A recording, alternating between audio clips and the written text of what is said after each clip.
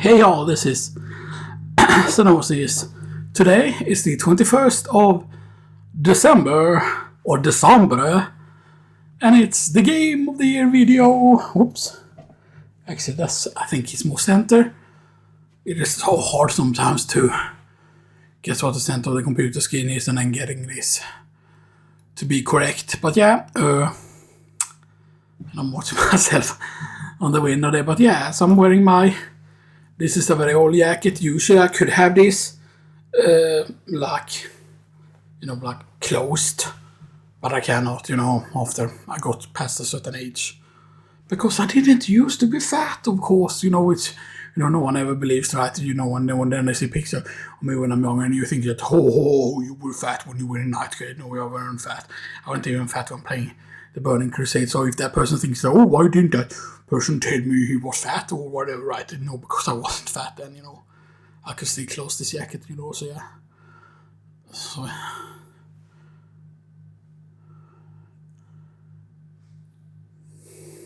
So it's like 40 kilos or so lighter, which is like a lot and stuff that I would say. To like when I took my student thing, or whatever you want to call it, my exam, or I don't know what you translate into it from Swedish and stuff. But yeah, anyway, right, I already have the list open. But yeah, so it's the Game of the Year for 2025. And at first we're going over candidates that they make the list. No honorable mentions, this is 15 games total. Gonna show the percentage chance they had to get into the Game of the Year list. Then put the percentage chance to make it into honorable mentions. Right, except I did remove that. I did actually remove that, so that doesn't matter. Because I didn't do the percentage when I'm making it in. I only made the percentage, like the score and stuff that, right? Because, because I thought it was stupid to be like, they had this amount of chance to make it into the list. So I thought that was stupid. So we're not gonna have that, so yeah. So anyway, these candidates are in no particular order, by the way. The candidates here, so there's 15.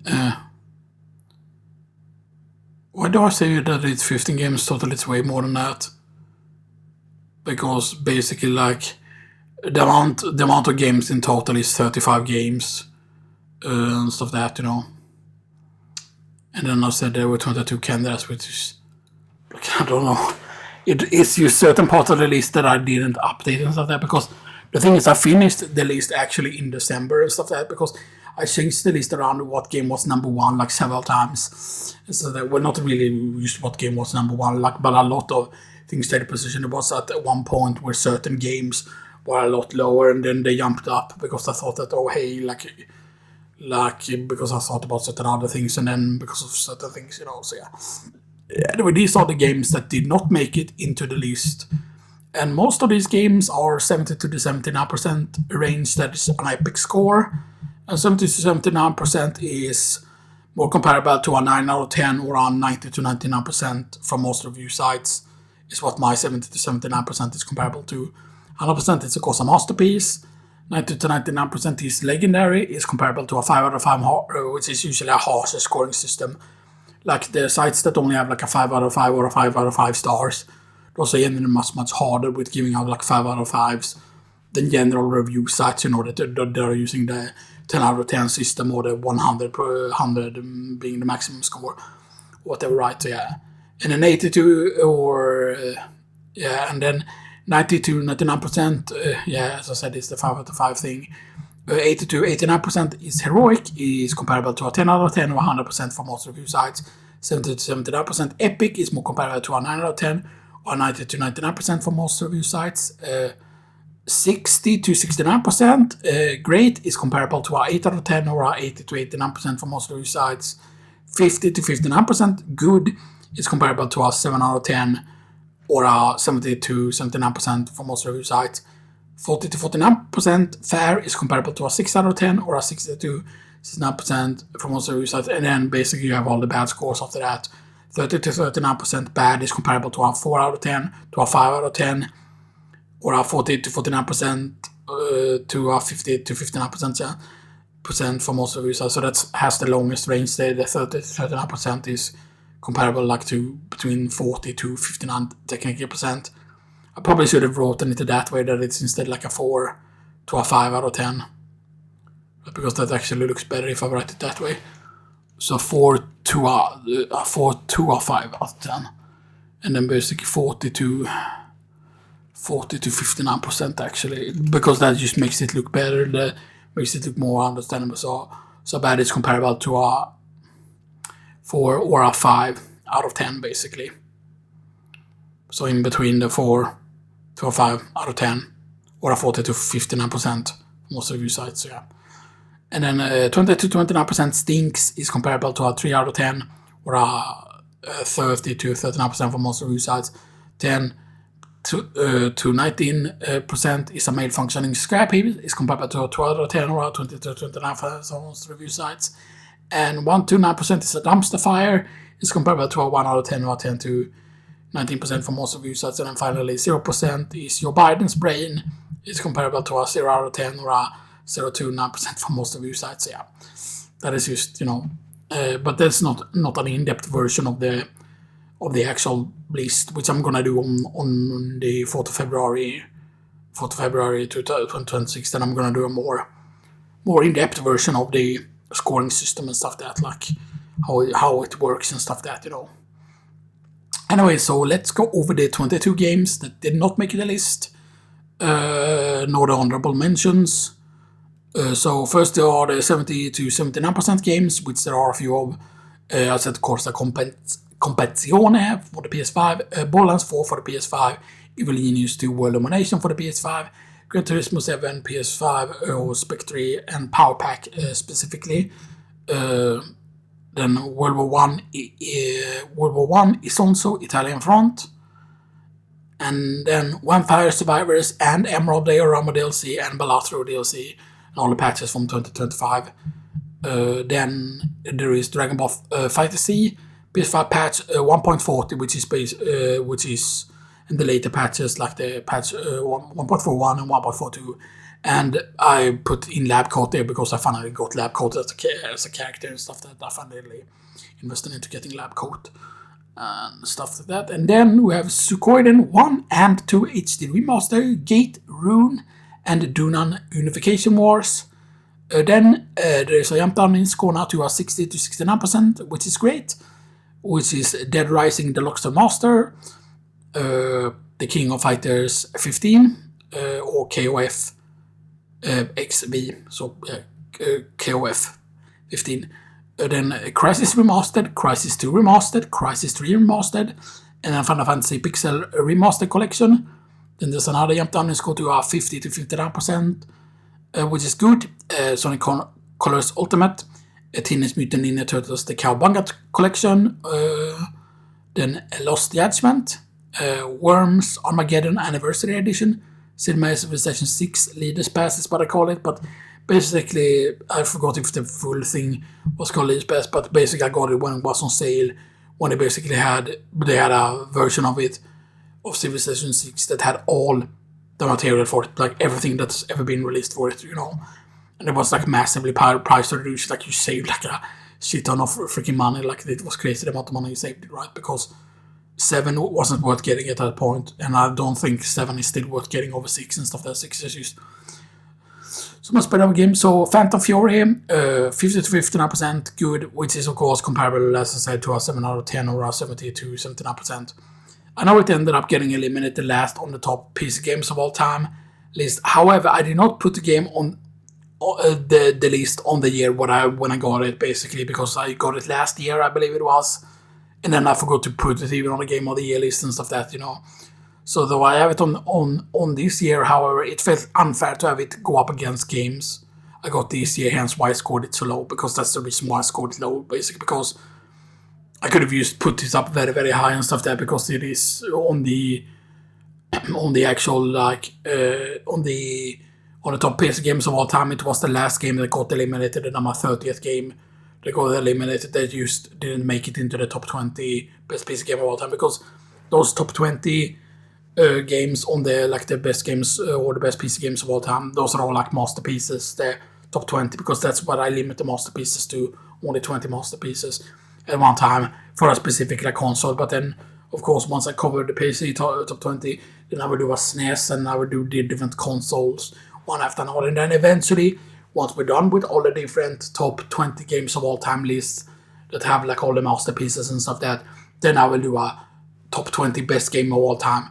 And then basically I will have to take games from all of those different lists and be okay, what games will actually make it into the final list and stuff that, This is a much more fair system than making a top 100 games of all time and stuff that, to instead have it focused on this console, because on certain consoles we can use one-shot the list pretty much. On the Super Nintendo, for example, there is probably used about maybe 20 games that would be considered to actually be masterpieces for the SNES. I mean, the SNES did have quite a few games, but you get what I mean, right? But yeah. Anyway, next up is Resident Evil 2 PS Classic, which of course is a 100% masterpiece. Yeah, because that is just, because that's what it is. Same thing with the next one here. Because, again, I could have just put these at very, very high positions because they were literally masterpieces and stuff that. And that is, of course, where the final one on the list here is Resident Evil 3 Nemesis PS Classics, or Biohazard 3 Last Escape, or The Last Escape, which is, of course, is the masterpiece. Last Escape, it only had that undertitle actually in Japan, or in that region. It didn't have that as a title outside of Asia and stuff there, but yeah. But it was a masterpiece. So those were the candidates that didn't make the list. Now it's the honorable mentions. And the honorable mentions are... number 1 is Ace Attorney Investigations Collection for the PS4 with a 72-79% epic score, which all of these 3 have. By the way, so 70-79%, as I said, is comparable to a 9 out of 10 or a 92-99% for most other review sites and stuff that. So keep that in mind, that the 70-79% is not a bad score at all. And yeah, and then we have Dead Island 2 for the PS5. Again, 70-79% epic score. And then finally, third place, Octopath Traveler for the PS5, 70-79% epic score. Octopath Traveler, I didn't play it enough, sadly, and stuff that. Now, I did play the demo of 2, and I will eventually get 2 as well. 2 was actually on a sale, but I haven't managed the money enough well, basically, to where I got some other games and stuff that, and then, when it was cheap, I wasn't able to get it and stuff that, which is a bit sad, of course, because I wanted to get, I really want to get the Octopath Traveler 2, but I really want to actually finish Octopath Traveler 1 first before I do 2 and stuff that, right, which is why I couldn't feel like actually putting it on the list of where the main games are and stuff that, because I didn't finish it and stuff that. Dead Island 2, of course, I did finish. Is Attorney Investigations. I'm on case... Is it 3 or 4 I'm on? I think I'm on the final case of the first game, actually. In that, yeah, I'm on the final case of the first game, because there's only 2 games in that collection and stuff like that, but yeah. So those were the 3 honorable mentions. Now, into the Game of the Year list for 2025. Only 10 games. Yeah, I'm gonna limit myself to only 10 games whenever I do a Game of the Year list now, which is absolutely brutal, because a lot of those games on the list, especially the ones earlier here, like I said, Corsa Competizione, that didn't make it into the list or into the honorable mention, Borderlands 4, Evil Genius 2, Gran Turismo, Isonzo, Vampire Survivors, Dragon Ball FighterZ, Suikoid, and Dead Rising Deluxe Remastered. All those nine first games on that were candidates. Those were games that easily, if the list would have been a top 20 list, they would have all made it into the list pretty much and stuff like that. And they probably would have then scored higher if they would have actually made it into the list, and stuff that, or at least they would have made it into honorable mentions and stuff that. Right, but I wanted to not be cheap with honorable mentions and be oh yeah, there are gonna be 10 honorable mentions. That just feels like overkill, and then it feels okay, you're not very decisive, If the honorable mention is just literally a list of 20 games, then it doesn't feel okay, then it doesn't feel like honorable mention, then it just feels these are the games that I really, really like and I want to mention, stuff that. But yeah, so, so just because something were a candidate, it doesn't mean that they were bad. I wouldn't really say that any of the games were bad that made it into the actual candidates themselves. because there were a lot of more games that I could have had in the candidate section, which I did not just want to have and stuff like that. But anyway. So at the number 10 spot with the 70 to 79% epic score, which is the same score as the honorable mentions, keep that in mind. So the honorable mentions were fighting for both the number 10 position and the number 9 position, like all the 70 to 79% epic scoring games, which is number 10 and number 9. All were fighting the 3 honorable mentions with the 70 to 79% score. And basically, as I said, the 70 to 79% score, when it came to the candidates, were number 1 all the way down to number 8, actually, and stuff that when it came to the games with the 70 to 79% score. So all of these games that had 70 to 79% score were all fighting for the number 9 and number 10 position on the Game of the Year list. And stuff that, and also for the honorable mentions, the 3 positions there. So there was a total of 1, 2, 3, 4, 5, 6, 7, 8, 9, 10, 11, 12, 13. Yeah, there were 13 games fighting for the 2 last spots in the Game of the Year list and for the 3 honorable mention spots.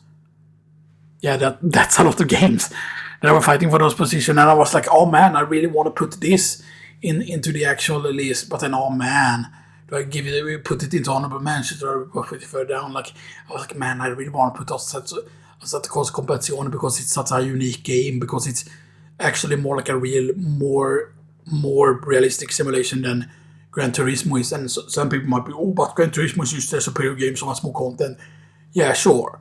But the cars in as a course competition is GR4 cars, Group 4 cars, and Group 3 cars. Specifically, there's no LMP cars and stuff like that, and they focus only around that. So they focus around a very, very small thing.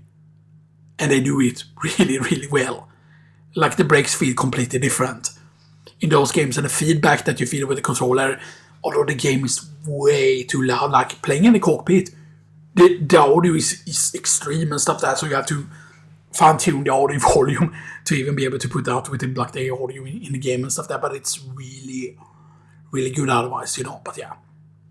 But anyway, so we have to go over the games, of course, obviously. So, yeah, so at number 10 with the 70 to 79% score is the Elder Scrolls 4 Oblivion.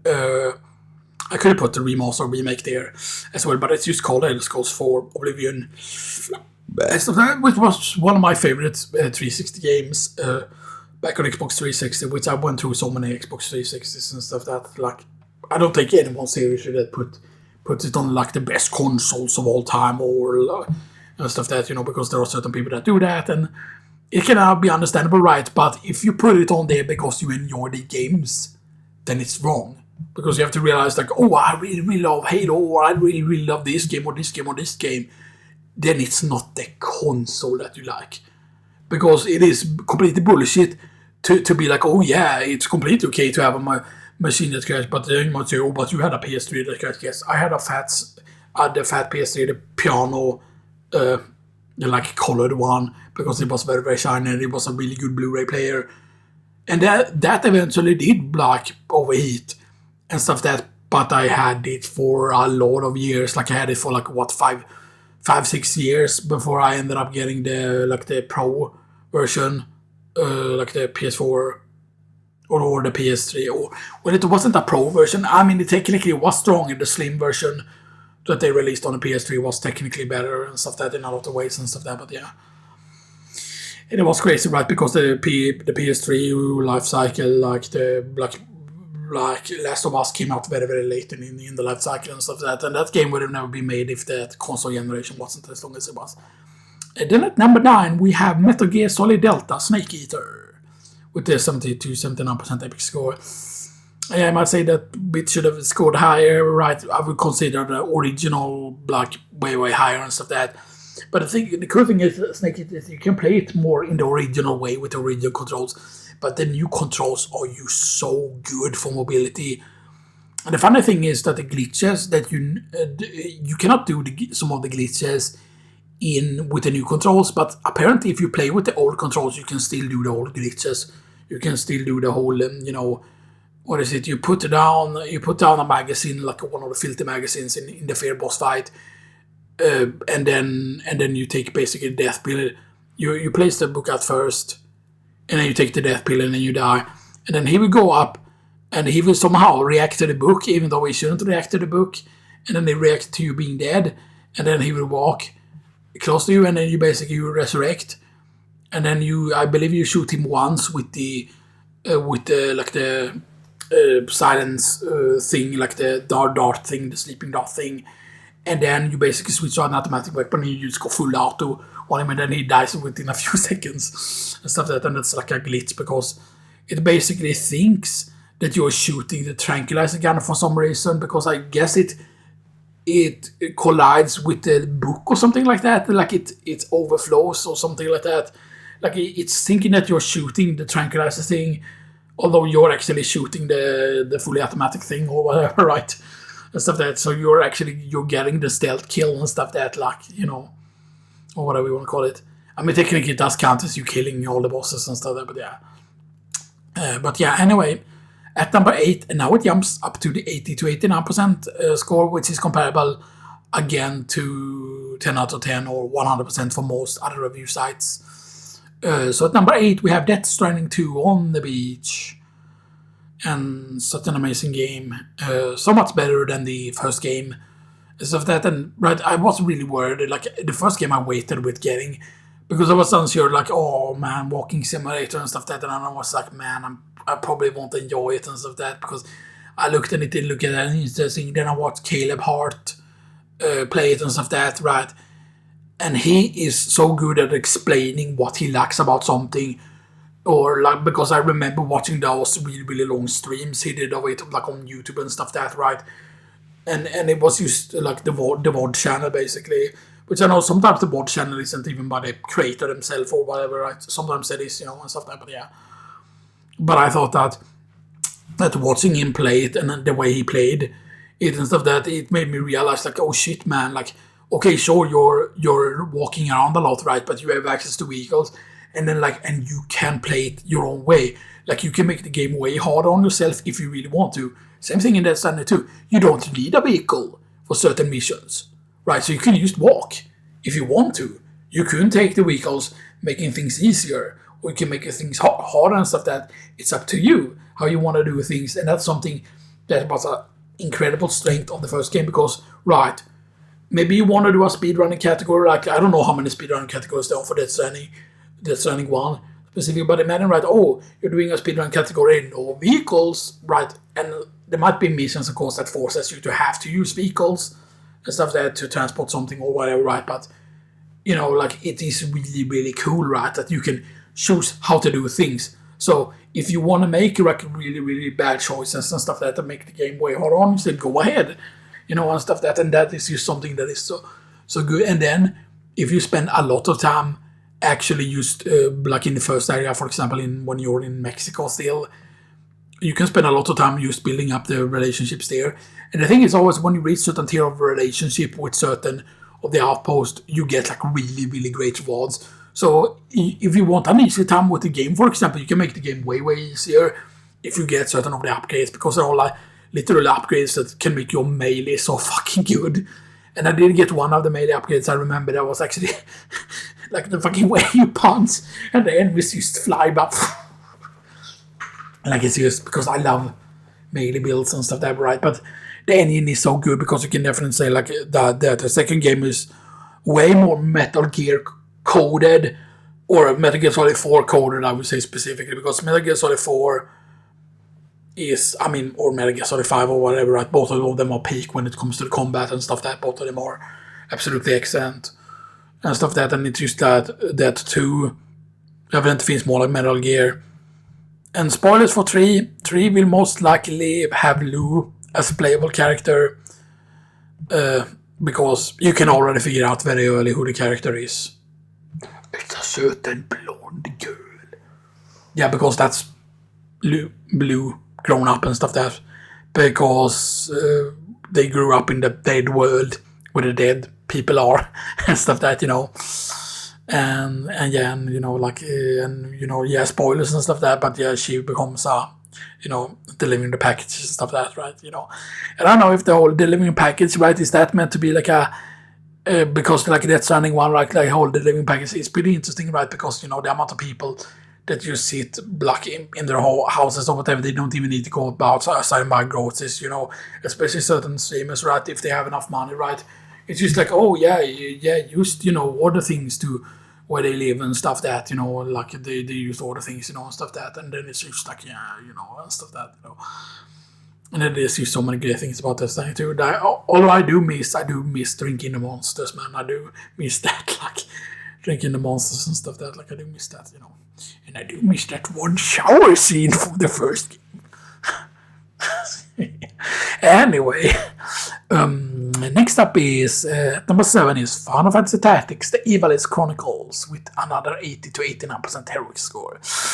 And is it better than War Alliance? Yes, kinda, because the voice acting really does a lot. But if you could only enjoy Final Fantasy Tactics with the voice acting and you couldn't enjoy the original, then like what the heck are you doing? Yes, there's a lot of reading you need to do and stuff that, but it's just that War Alliance of course had 2 extra classes technically. It had of course the Dark Knight class, and then it had, what was the other class? Yeah, Onion Knight, yeah. Which of course Onion Knight was the strength of all the different classes and stuff that, so the more classes you had maxed out, the stronger the Onion Knight got, and the Onion Knight was super OP and stuff that, and yes, I missed the Dark Knight and stuff there, but there were also other things, right? There were guest characters that were in War of the Lions that people don't mention, Baltier was actually, I'm pretty certain Baltier was actually in War of the Lions in that specific versions, and I'm guessing there were even more guest characters as well that were not in the original, which was really, really cool and stuff there, but yeah. But anyway, of course, I'm still going to continue on the solo challenge, and yes, I know I'm doing it on the easiest difficulty, but so what if you want to do more content for the game, right? The amount of people you saw that used, I'm just going to play it on tactician mode, okay, but you're kind of ruining the game doing that. Sure, you're you get the challenge and stuff that, but if you play on the easiest difficulty first, and you do first, you just do a normal run through the game, and then basically for something special that you record and stuff that, right, you do a solo challenge, and then of course next up is going to be that I'm going to play to normal difficulty on my own, and then I'm going to do a solo on normal, and then eventually I'm going to play to tactician on my own, and then do a tactician solo, right?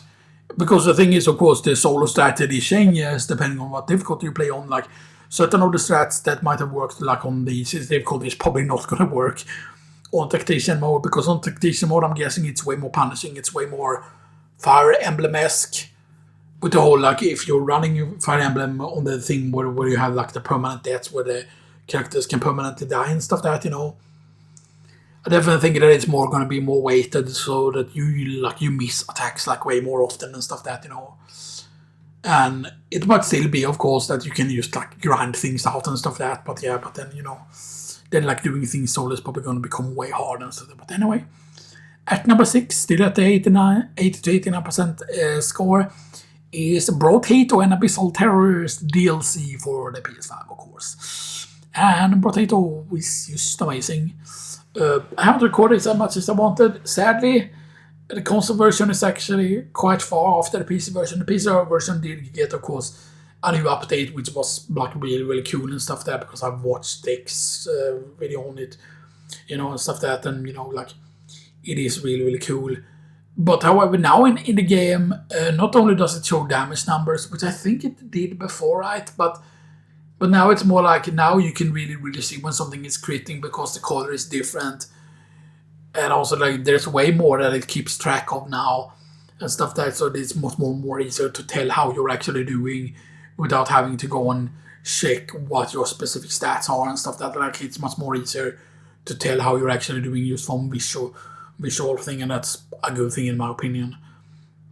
And yeah, and of course hopefully that patch isn't too far behind the PC version and stuff, because apparently the console version was actually several patches behind and stuff there. But yeah, but and the game feels like it runs way smoother now and stuff that as well. But yeah, But the potato is just very, very addictive. I wish again, right, that more trophies will be in it, right? Because it is really frustrating, right, if a game keeps updating and then like, oh yeah, no more trophies for it or whatever, right? Because I really love it when in certain games where certain big patch came out, and now you have new trophies with this patch. Because I felt like with Spec 3 in Gran Turismo, for example, in Gran Turismo 7, they should have made like more trophies and stuff like that. Same thing with like Dragon Ball, Kakarot, like all the different DLCs they added to that, and then they never added any more trophies for any of the DLC or whatever. And I believe they haven't done it for Dime as well. I haven't played the Dime yet for Kakarot, and I'm planning on getting it next year actually, because both of the packs are going to be out for Dama, because I haven't watched Dama. And I'm guessing maybe you will get the full story of Dama in the game, and it's really, really good, like, so then you don't have to watch the anime, you know, stuff like that, because you can often get the majority of the story and stuff there, but yeah. And it's just very, very good. Anyway, at number 5, still at 80 to 89% score, is Deltarune Chapter 1 to 4. So Deltarune, originally I had it on PC and stuff that the first 3 chapters of the Deltarune, which was right Chapter 1 and 2, I believe, were the free ones and stuff like that, yeah. And I did play it when only Chapter 1 was out and stuff like that, and then the wait for Chapter 2 was pretty long, if I remember correctly. And now finally they released it as an actual game and stuff like that. And the game that you pay for now, yeah, sure, it's only Chapter 1 to 4 right now, but you have paid for it now, so now you will get all the chapters when they come out and stuff like that, so yeah. And it was pretty amazing, and actually during the second chapter, I actually managed to get the hard fight with the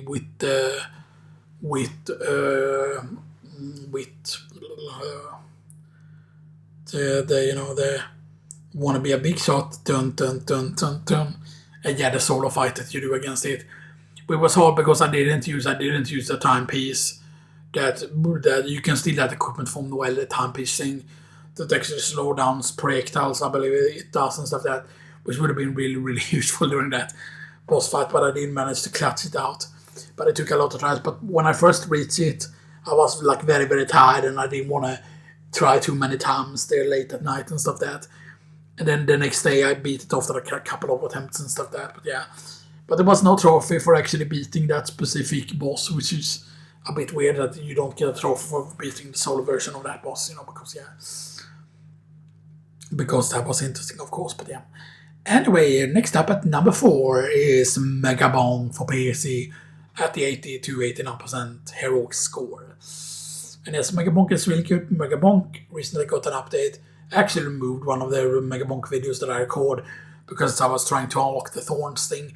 And the Thorns thing, the other item, the Thorns item, the cactus use or whatever you want to call it, or the cactus item, is really fucking annoying because yes, you're meant to do it with Athena, but then the thing is, first you have to get lucky, and like within the first 3 minutes, like basically each minute a new type of wave spawns, and then you have to hope that it's the cactuses, and then you have to make sure that you get the HP tome so she can have more HP.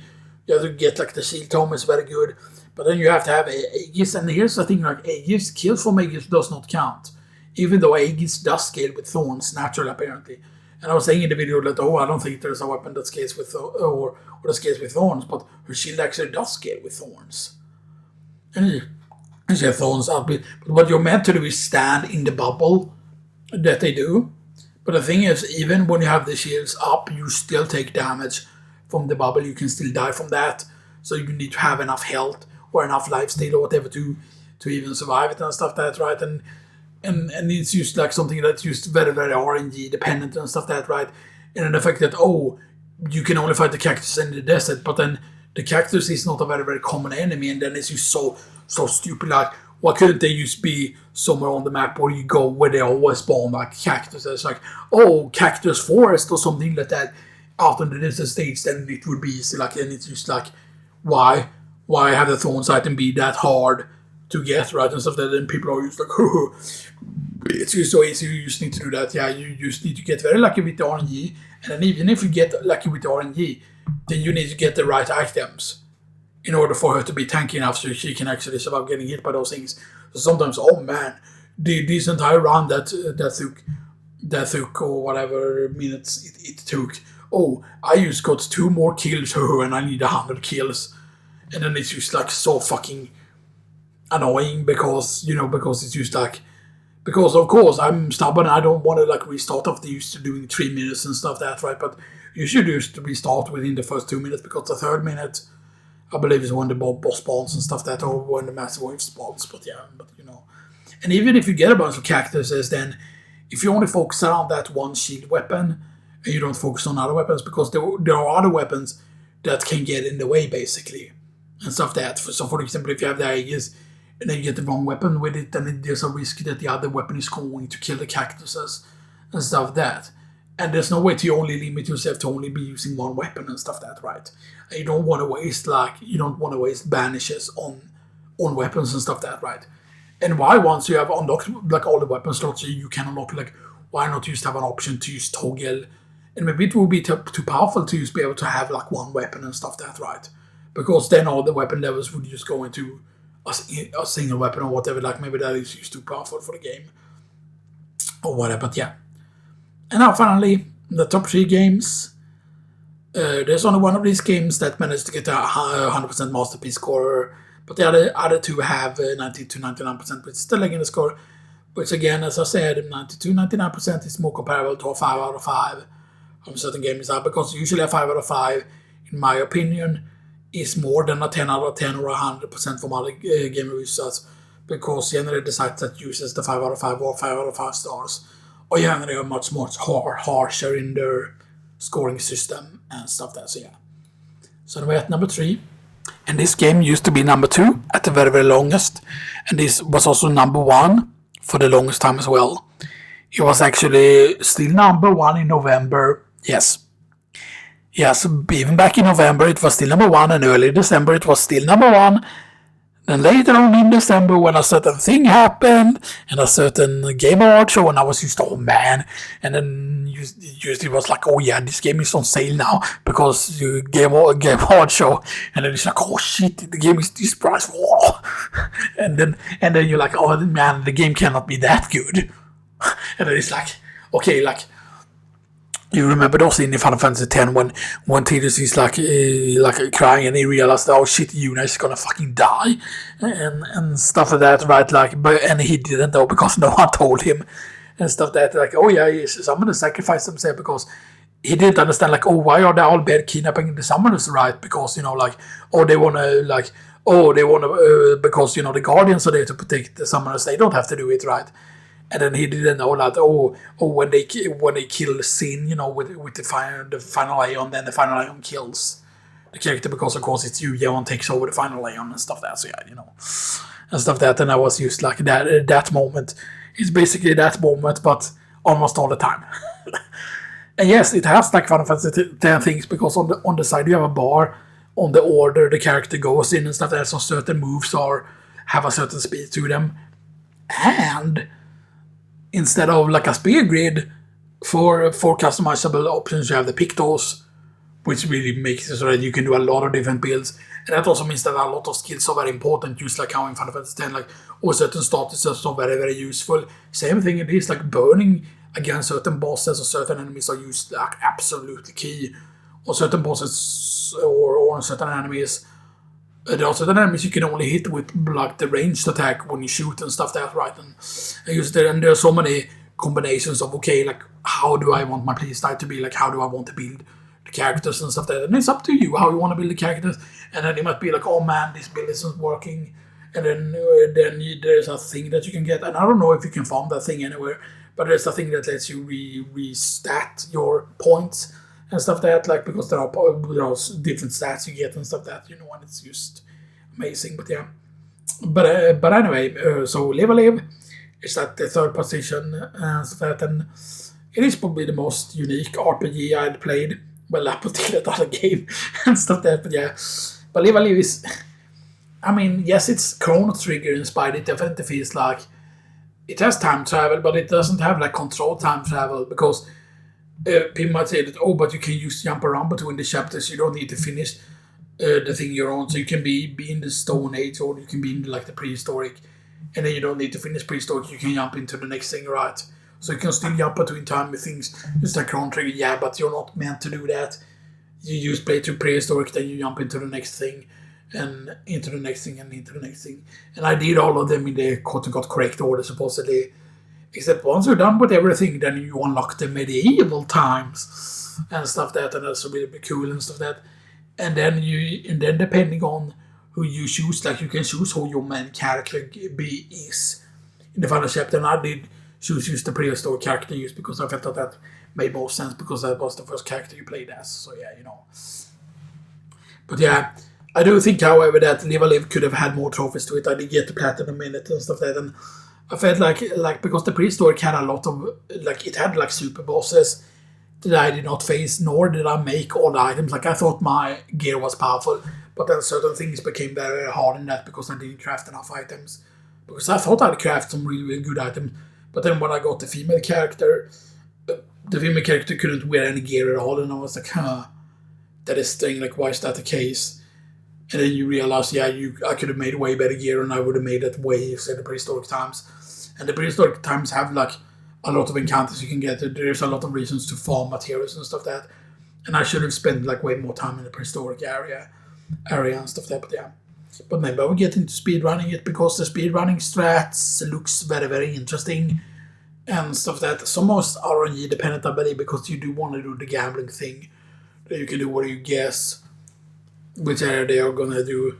But the best thing to do instead of trying to guess if they're gonna be left or right, you just pick one direction and stick with it, and then you just repeat it over and over again. And you just repeat like right, or left, right? And then eventually you're gonna get it correct, and stuff like that. And I don't believe you pay anything, but you can just retry it as many times as possible. And you used to do that in order to grind all the materials you need for all the crafting you need to do. And I basically wrote up a list. To make all the items, we need 15 bones, 10 beast horns, 9 hard rocks, 5 dried skin, 4 pelts, 1 stick. Play the head counting minigame for materials of the looting area A and B. And then first you craft 6 stone knives, which is bone plus hard rock. Then you craft 2 leather straps, which is stone knife plus pelt. Then you craft 1 fury knife, which is stone knife plus leather strap. Then 1 fertility charm for 1 stone knife and 1 hard rock. Then 1 wild heart armor for stone knife and dried skin. And then 1 wild heart dress for leather strap and pelt. And then 1 quick spear for stone knife and stick. And then 2 bang gloves for dried skin hard rock. 1 beast skin cap for bone and pelt. 2 laughing masks for dried skin and beast horn. And 8 rough bands for bone and beast horn. And that's how you craft all the gear in the prehistoric part. But if I would have looked up before I played the prehistoric part, that part would have just been way easier and stuff like that. So I had to rely on runaway strategies and stuff like that, because statuses are really important in Live a Live, because you can do setups. Because basically there's a grid that you can move around on, think like Final Fantasy Tactics. But then basically, like, if you do a status effect on an area like a fart, because it's the prehistoric, then you can basically cover a certain area that you can see where the move hits. So you can still have a chance to get out of the way from a certain move. And then it's basically like, okay, how fast are the enemies and stuff like that, right? And like certain status are really good, like so like the farts are like poison and stuff like that, And there are like a lot of different status effects, and stuff like that, so yeah. And certain status effects are really important. But anyway, at number 2 now, at 90 to 99% legendary score, is Fallout 76, yes. For the PS4, but I played on PS5, of course. So I did a lot of Fallout 76 videos, and I mean, just amazing, man. Just amazing, like sure, I know that it was problems when it was on release and stuff like that, and it was a lot of bugs, but then it's like, how? Fallout 3, you realize, right, that Fallout 3, yes, incredibly good game, but Fallout 3 had so many bugs. And once your file size in Fallout 3 got over a certain size, the game would crash more often, especially during certain DLC. So you basically had a whole thing where, you had so many fucking saves, and not autosaves. Because autosaves were actually bad, you actually wanted to turn off autosaves, which I don't think you could even do, but you wanted to go in and actually delete autosaves to not. But basically, once you got, like, the more and more stuff you did in the game, the larger and larger your file size would get. And once 5 stars got over, I think the game would just crash like. And sometimes it was common that the game just crashed every 20 or 30 minutes or whatever, right? And in Fallout 3, I probably had at least 500 hours in Fallout 3. I speedrun Fallout 3. And I got pretty good at it because you can find certain locations. Like you can do them out of order. You don't need to do certain prerequisites and stuff like that. So if you find you basically want to speed run all the way to the town that you need to go to way later on and stuff like that, and you can basically speed run to that town. And you can even speed run on the hardest difficulty and stuff like that. But yeah, but there's a way to actually get there and stuff like that. And then, for example, if you want to join the Brotherhood of Steel, for example, there is actually a reason to join the Brotherhood of Steel, if I remember correctly, because that is because you can get your hands on power armor in the Brotherhood of Steel. But before you can get inside, of course, you need to do a certain mission, and then of course, yeah, you can pump yourself full with rad excess and stuff that you'll be able to resist it. But I believe there was a certain suit you could pick up somewhere, like one of those radiation suits. I believe the radiation suits were already in Fallout 3, but yeah. But there were so many strats you could do and stuff that there were so many cool things. Like, because if you know where a certain place was on the map, you could just go there immediately and stuff that, right? And you could use, like, shorten down the game play so much and stuff that. And then there were certain builds you definitely wanted to. You definitely wanted to have high agility in order to have more AP, so you could, like, run around more. And stuff that, and there were ways to make like builds really OP and stuff that. So yeah, you know. And one thing that I have for Fallout 3, I have the absolute massive guidebook, which is not a normal guidebook, by the way. It's not like the normal, like just an official guidebook. Like, let me actually show you the guidebook.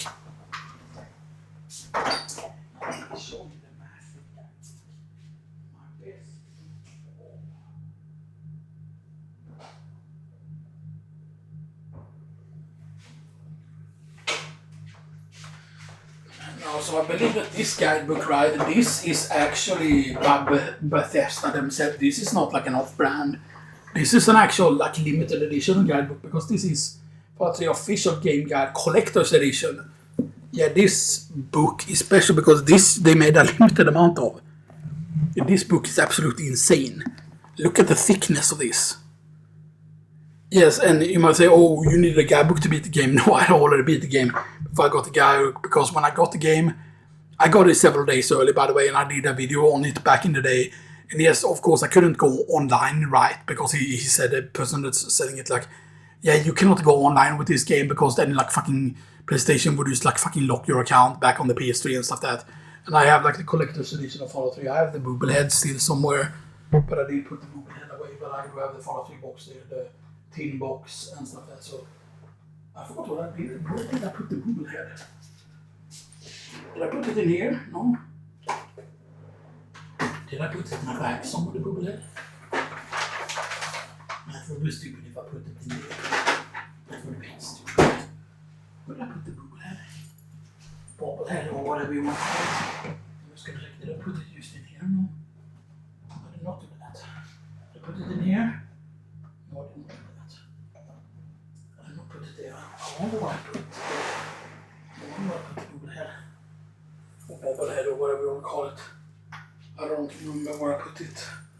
But yeah, because you got a Bobblehead with it and stuff that with the Fallout 3 thing. Oops.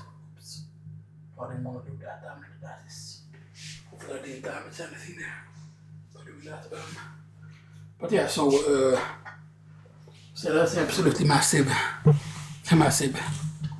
Fallout 3 guidebook. I'm moving the cursor around just so it doesn't go into screen save mode, yeah. And that's just like this is absolutely insane, yeah. So Bethesda, yeah, it's a Prima Games guide, but still it's like Bethesda software even credited this. So even I have told Howard here, right? Written by blah blah blah, additional writing. Todd Howard. Forward, table of contest, perception, they go over the stats, actually in depth what every single stat does. So 10 luck gives you critical 10, and then you actually get all skills +5, which is a hidden thing. The game itself doesn't actually tell you. That's actually deep in the code. So this actually tells you things about the code. For example, like, did you know that 10 charisma is basically like a invisible check? Like, there are invisible checks to certain things that 10 charisma is like barter and speech +20. For example, endurance, for example, like 10 endurance is the initial health is 300, and big guns is +20, and unarmed is +20, for example. And then associates the derived statistics. So it's like, this is so fucking in depth. Like, it's absolutely crazy. They go over action points, they go over carry weight, they go over like critical chance here, perks that modify carry weight, critical chance, perks that modify critical chance, damage resistance, health, and then the endurance, what it does, so that's, yeah. Melee and unarmed damage, how that works. So like 10 strength is like 5+ melee damage and stuff like that, and then like things that modify melee damage, like Iron Fist, Nerd Rage, temporary modifiers, any alcoholic beverage, Mississippi Quantum Pie, Buff Out, temporary modifiers to melee damage, radiation poisoning, which reduces melee damage and stuff like that, so yeah. So they go in over like all the depths on every single skill, every single fucking thing. All the perks are here. Like all the perks, what the requirements are for certain perks, level 18 perks. Guest related perks, power armor training, dream crusher, raid limb healing. Choose a primary combat skill, allocating skill points, general training and advice. The amount of stuff that they go over in this, like, it's like absolutely insane. They go like every single quest in the game is in there, like except for the DLC quest, because this was way before the DLC and stuff like that. But yeah, and it's like, it's absolutely massive. And then there's like maps of like, okay, this zone is linked to this zone. Like, oh, you go here to get here. Oh, what are all the different weapons that can drop? Oh, these are the tables of all the different weapons. This is where you can get it. You know, like, the depthness of this guide is absolutely insane. Like, this is the most, like, I would say that is the most in-depth guide of all time. It's getting way too hot. Oh man, fast. Shut up, fast. Shut up, very fast. But yeah, but that guidebook is absolutely fucking crazy. The most absolute craziest guidebook of all time. Most of that, like, man, if only I could get it signed. Yeah, I need to get that signed by Tada Howard himself, because that guide, you have to realize how big of a deal it was from Fallout 1 and Fallout 2, going from that perspective to actually being more like Oblivion, more like Morrowind and stuff that in terms of how you see it.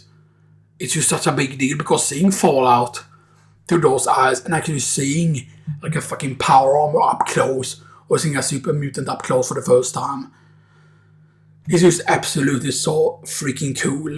You know, you have to realize like Fallout 3 was just insanely big and stuff that, like, it was a fucking big deal, Fallout 3. And stuff that, right? And, you know, like, as someone that really, really loved Fallout 1 and 2 a lot, Fallout 2, of course, was the first one I played, which I played burnt. And then I eventually got the double pack box, which I still have there, which is a Best Buy thing. And then I eventually also got it on Steam and stuff that, so I've gotten the games several times. But I believe that those versions still work if you patch them, because they're all like unofficial patches that you can use also as well, so yeah. But Fallout 3 was absolutely massive, and, you know, that guidebook, because here's the thing, like, I love data. I love like being like, okay, like, these are the nitty-gritty. Like, I love it when like the stats get explained, right? Because you might think that, oh, well, stats getting explained doesn't matter, right? But if you know, for example, certain stats in depth, right, there might be hidden functions on certain stats that the game doesn't even tell you about and stuff that, and unless you are a dev or you're someone that goes into code itself, right, which is so cool when people do, like when people went into the code for Final Fantasy 7, like that's how you figure out like speedrunning stuff, like that's how like step counter was figured out, but it was actually because people were able to go into the code and say, okay, this code is how the groups that you meet in an encounter, this is how this is controlled and stuff that and everything, you know, and stuff that is just so cool.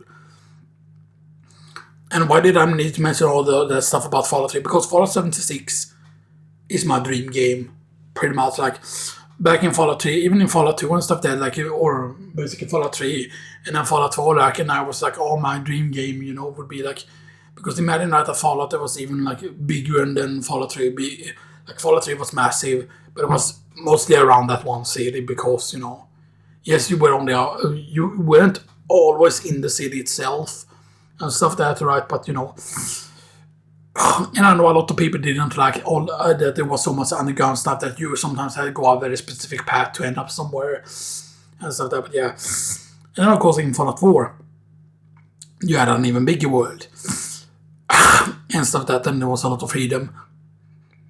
But then I do think that they made the power armor dirty and stuff that, because yes, the power armor was cool, but the reason why I stopped playing Fallout 4 was because I had a bug that happened that made it so that the bug basically made the interface disappear when I was in power armor or whatever, or when I was outside power armor. So outside power armor was no longer a thing for me because the interface just disappeared. So I couldn't see anything. I couldn't see what my health was. I couldn't see anything basically and stuff that, and the people didn't even work and stuff that. And that glitch is still in the game, even in the Anniversary Edition, I believe, and stuff that. And it was just so that, yes, I used auto-save files, but you know, the only, because at one point I was like, yeah, I won't need more save files than this, I won't need more than 20 save files. But then because of that, because once I had beaten the game, of course, and like the bug happened and stuff that, it was just that the other save file I had that was the closest was just so many hours behind. It was basically like I had 20 hours I would lose if I wanted to go back and fix the glitch before the glitch happened. I would need to go back like 20 hours and there's like 20 hours of progress. And then it's not guaranteed that things are going to go the same way or that I'm going to find the same loot as previously and stuff that, right? You know, and it's just like so frustrating and stuff that, you know, and yeah, but Fallout 76 is of course the dream game. Really, because now I don't know how much content they have added to the game or how many extra zones they have added and stuff that, you know. Because I'm pretty certain that all the zones that are in the game did not exist at the very, very beginning and stuff that. So they keep expanding the game, but they aren't released as expansions. They are not released as like, you know, paid expansions and stuff like that. But yeah. And I mean, if this is the game that I will end up playing for like several years, which is very, very likely due to how much I played Fallout 3. And how much I would have played Fallout 4 if the bug didn't happen and stuff like that, but yeah. But Fallout 76 is just the extent I really, really love the card system and stuff like that. And then, you know, it doesn't seem like you can do, but there's also the whole thing, it seems like a lot of builds end up being the same. But it's just because yes, the revolver is just so freaking good because of its single damage when you shoot from a shot. It's just so much damage. And it's like, why use this other weapon, right, and stuff like that, you know. And then even if you're doing, like, because the thing is, if you're doing a Magnum round, then you're a small guns build. And if you're a small guns build, then that also means that you will be good at shotguns at the same time and stuff like that, right? But then it's like, why use the shotgun and stuff like that? Sure, there are specific cards you can take to make the shotgun better. But then is the shotgun ever better than the Magnum and stuff like that, you know, is the question, you know, and stuff like that, yeah. Anyway, this of course means that number 1 Game of the Year, and the only one that did get a Masterpiece 100% score. And by the way, when it comes to Masterpieces, this is way ahead of a lot of games on a Masterpiece list. This is just way, way ahead. And of course it's Clair Obscur Expedition 33 for the PS5. Which is not surprising at all, but the fact that even early on in December, Live Alive was still on the list. Because keep in mind, right, it was on the, what was it? Was it on the 11th? Yeah, it was basically, it had already became the 12th because it happened at after midnight. It happened at 2 in the morning, the show kind of started. But, or was it 2 in the morning? Was it 3 in the morning? It was 2 in the morning. And then basically it was half an hour pre-show, and then it was the full show after that, and the show was such a long time. And stuff like that, and Clair Obscur was nominated for 12 things, and it swept 9 things. And stuff like that. And unlike I said, another game that won a lot of awards, that a lot of fucking woke retards would be like, oh my god, this is the best game of all time. Last of Us Part 2, cuff. And stuff like that, because Last of Us Part 2 is a good game from a gameplay perspective, but stories absolute suck. And the main problem is that a lot of the reason why games are woke are because they want to like change history and stuff. That they want to make it so that, for example, the amount of people that are saying like, OMG, you don't need to play Resident Evil 2 or Resident Evil 3, you just play the remake. Same thing with 4, like, the remakes are so much better. But then one says that is of course a woke McWoke face. Because that's how they are. They want to change history, communists. They want to destroy everything. Like, the reason why they covered up Tifa's legs are because, like, OMG, they cannot have Tifa show her legs or whatever, right? And then the people that also understand that Final Fantasy Remake and Rebirth is woke. Right, but there's swimsuits in the game, so therefore it's not woke. And then it's just so fucking stupid that I'll pay people that are okay with it. And sure, I did play Rebirth and Remake and stuff which is, really, really annoying, right? And like having to try and stay away from part 3 is going to be hard and stuff because, maybe they will fix things, but then it's just like, because the fact is also very telling when certain big YouTubers, which are known for liking Final Fantasy 7 a lot, they played the Dissidia and stuff, they played Dissidia NT, and then when Tifa came out, they did a video on playing all the other DLC characters and stuff there when it came out. And then when Tifa came out as a character, and if you remember how she looked in NT, she looked more like the original Tifa. She was showing the legs, she was wearing the short skirt and stuff and she had big ass boobs in the Dissidia NT version of Tifa.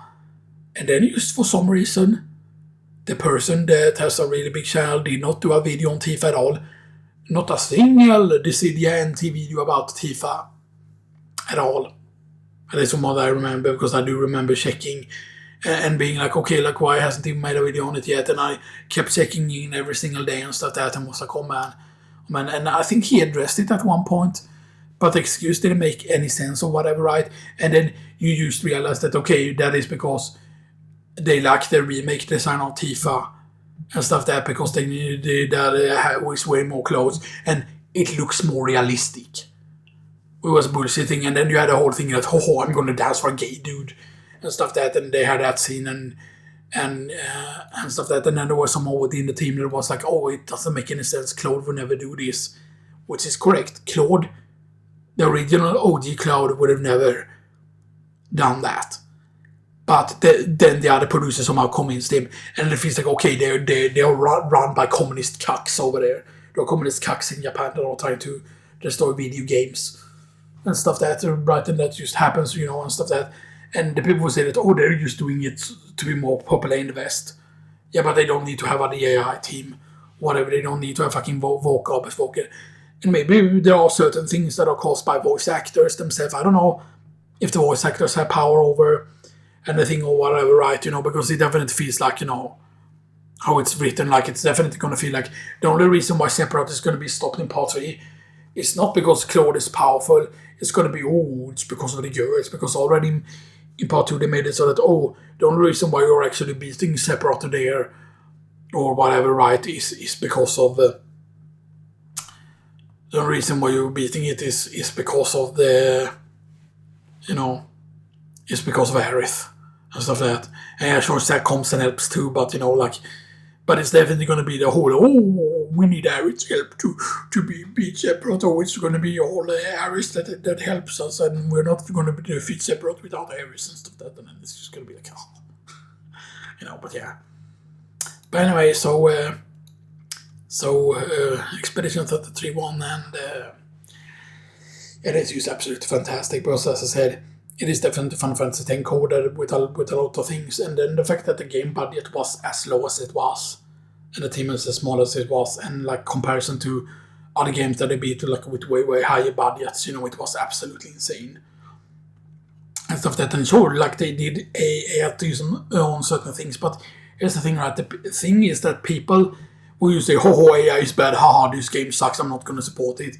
Like a lot of those people are fucking stupid, because they don't realize that there are nuance to what you use for an AI. For example, if you played any HD mod for Resident Evil 2, if you play the certain of the HD mods, or for Resident Evil 3, certain of the HD mods, those HD mods, the way certain textures look in those are like really, really weird. And that is because AI is used, because you can tell that AI is used for those HD textures, because the game is not natural in its textures, and making actual, like a human actually going in and making the extra textures, a human wouldn't make those mistakes, because there are certain textures that looks completely wrong, that they don't look close to the original thing at all. And then you just feel like, okay, like why does this look so weird comparison to the original? That's because it's made by AI and stuff like that. And there are people that just love those HP packages and think they are the best looking thing ever and stuff like that, right? And then it's just, yeah, but it's AI and stuff like that, right? Because it depends on how much the AI is used, of course. Because here's the thing, right? Let's say someone is creating a massive world, for example. And then, like when you make World of Warcraft, for example. Let's say they're all like a massive area where the players aren't going to go anywhere. And all that's there is like mountains and then just large fields of fucking grass or whatever, right? Because no human is going to jump over all of these mountains and go into this other area here. So we don't need to fill it with much. We just need to copy-paste basically textures. And then instead of having humans having to sit there and like paste the entire like a big part of the map that you cannot even get to, you just paste it with like ground and like bushes and foliage and other stuff. Like instead of wasting man hours on that, you can have an AI do that, right? And it was, oh, but then you say I'm not going to buy the game, blah, blah, blah, blah, blah. And it's just like, yeah, you can have a human, you sit there, copy paste. I think you might say, oh, you cannot copy paste terrain in 3D programs, so you cannot copy paste things. You cannot take a single bush and then just copy the bush and just paste it everywhere. Yeah, but you can. Depending on what type of engine you're using, of course, obviously, but still, you know. But if you think about stuff like that, right, sure, then it makes sense, you know, and stuff that, you know. Especially if it's about, like, saving money, because, right, what would you rather have? Would you rather have, oh, this company's gonna fire a shit ton of people? Or would you rather have it, like, yeah, like if you optimize using AI, certain things, if you optimize the thing, because here's the thing, right, a lot of games that are the fucking massive file size, like, oh, this Call of Duty, like, 150 gigabytes for an install. And you might say that, oh, but if you only want a single player, then you can get away with less. And if you only want the multiplayer, then you can get away with less. Sure. But it feels like a lot of games nowadays aren't optimized at all. Because here's the thing, right? They should, for any console generation after this, or on PC, you should have multiplayer install options. Like, if you don't want to have 4K textures in a game, if you don't want to have 4K textures, then have that not be an option, right? Because if it's like, oh, this game is so huge because we have 4K graphics in this game, or 4K textures, then sure, it's understandable why a game take up a lot of size. But what if you could have the alternative to have only 1440p textures that take up a lot less size, or maybe you're used completely fine with 1080, right? Because you could have 1080 textures, like HD textures, but then of course still upscale to 4K. And stuff like that, right? Like, there are so many ways that you could use save file size and stuff like that. And if you could use AI to optimize the code in a game to save space and make games less big, like for example, imagine like, oh, 150 gigabyte Call of Duty, yeah, now it's only 70 gigabyte. Oh yeah, that's, you know, that's more fair, you know, and stuff like that. Like, it's just like I might say, oh, just buy an SD that is 2 terabytes, yeah. And SDs with 2 terabytes are not cheap. and you might have a computer and you might be like, oh yeah, I want to have several of these 2 terabytes hard drives and stuff that, like, maybe you have a lot of this SD slots and stuff that, and then it's just, it takes up so much space, you know, and stuff that, and then it's just like, man. But yeah. Anyway, I know, right, I probably wanted to talk even more about the games and stuff that, but yeah, but you know, I will probably make a video on it eventually and stuff that, where I actually cover more about the gameplay, you know, and cover more in depth why the game won and stuff like that, because yeah, you know, it's just absolutely insane. But anyway, I'm gonna change around a little bit on the list here though, just so that the things are in order. Maybe I will just have them in this order here. So that's 10 games, that's 2 games, right? So the amount of candidates 35, which is correct, which is 10 only games, 3 honorable mentions and 2 candidates, yeah. And a masterpiece there, as I mentioned, I did forget about this. 100% masterpiece follows the rule of 20. Only 20 masterpieces at a time would be allowed. This means whenever I do the best game of all time list, there will only be 20 games on it. Hence, why I will do a list for like PC, SNES, PS1, PS2, PS3, PS4, PS5, Xbox, GameCube, PSP, DS, which is Nintendo DS, of course, 3DS, GBA, so on and so forth, which means the games in the top 20 of all those lists will be the ones fighting for the 20 places in the best games of all time list. And it might be sort of list that goes really, really quick. We do with the PC is hard, of course, because there's just so many PC games and stuff that, And, I have the list done now, the 20 games on the PC list, but we are going to have to order them. And that video I'm going to do tomorrow and stuff like that, but yeah. So non-masterpieces, as I said, is more comparable to movies when it comes to masterpieces. And it might be certain masterpieces that people have used agreed on. Certain ones aren't what I would consider personally a masterpiece, like The Godfather people consider a masterpiece. I wouldn't consider it because I didn't like The Godfather at all. It was too slow for me for whatever reason, and stuff that. But then, for example, I would consider Terminator 2, for example, Judgment Day. I would consider a masterpiece. I would consider the first Alien movie a masterpiece. I would consider Robocop a masterpiece. I would consider Road to Perdition with Tom Hanks a masterpiece. The one where he's a gangster and there's a boy that sees what happens, right? And they actually want to kill the boy. I think it is at first, but he actually wants to carry him and whatever it is. But yeah. Some people might consider Wolf on Wall Street or, like the movie.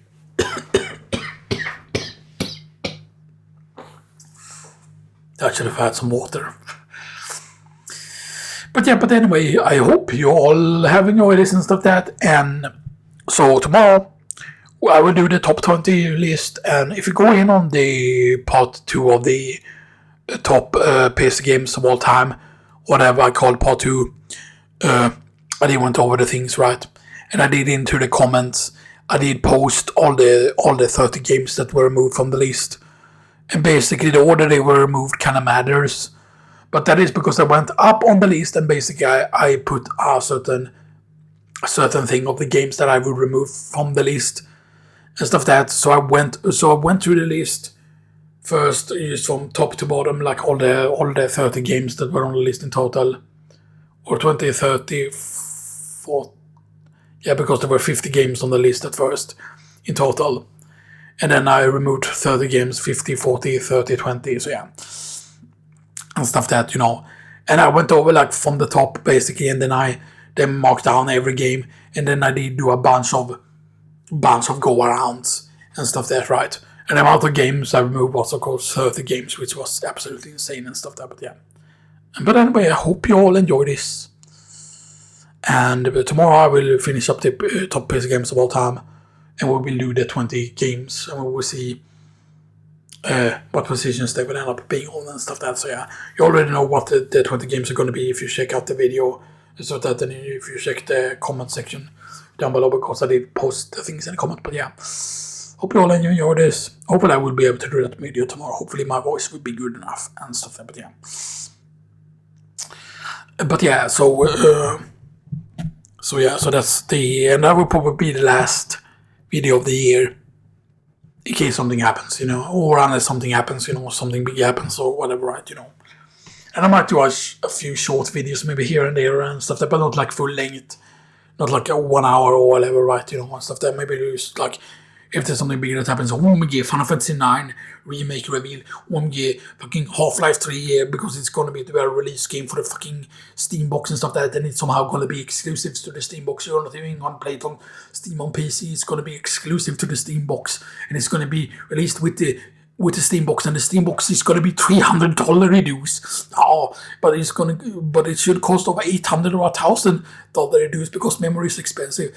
But Gabe Newell is sitting there on his fucking mega yacht, and he's like, yeah, but I have so much money, and then he fucking smokes like $10,000 bills or whatever, and then he's like, yeah, but I'm gonna release it for a good price, and then it's like $300 reduce. And then you get 4 controllers, and you get Half-Life 3 with it, and stuff that. And then it's like, yeah, and I also threw in a bonus game that after you beat the game, you can send in a special code that appears in the credits, and then you can get Left 4 Dead 3, which we're working on, or like or whatever, right? Because yeah. because they hold back for blood or whatever it's called, which is supposed to be a second to Left 4 Dead. The reason why I haven't gotten that, for example, is because I don't know if you can play that in single player, because I enjoy Left 4 Dead single player. I did play quite a lot in multiplayer because the original Left 4 Dead I had on Xbox, and then the sequel I had on PC, and it was just so much more enjoyable on Xbox, man. Because I felt like people on Xbox at least tried to play as a team. And there were, of course, always idiots that used to run ahead and stuff over everyone else and stuff there, but yeah. But Left 4 Dead, the games were really, really fun and stuff there, but yeah. But I hope you all enjoyed this, and I'll see you all next time.